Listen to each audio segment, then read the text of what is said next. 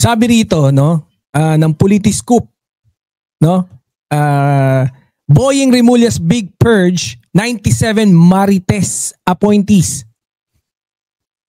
Martires, no? Alam niyo naman ngayon, no, patok na patok to ngayon si Marites, Ombudsman Marites.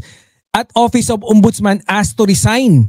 Sabi, Ombudsman Jesus Crispin Remulla, sabi rito, si Ombudsman Jesus Crispin Remulla has ordered the resignation of 97 senior officials appointed during the final months of his predecessor, Samuel Marites, as part of what appears to be a sweeping international reorganization. Yun yung pagkakasabi.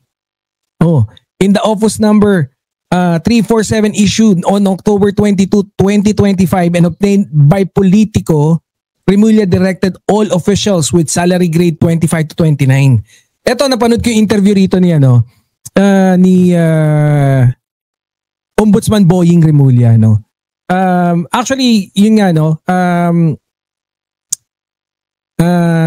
hiningi niya, no, na mag-resign, no, yung mga lalo na yung mga appointees. Tas ang pagkakasabi niya rito kung bakit hiniling niyang pag-resignin, no, kasi meron doon yung para mga midnight appointees, no, na kung saan meron pa yung mga nipo babies, no, or kamag-anak ng mga politicians na yun yung ipinasok. Pero hindi lang din naman yun, no, ito rin isang masusing hakbang, no, para at least alam ni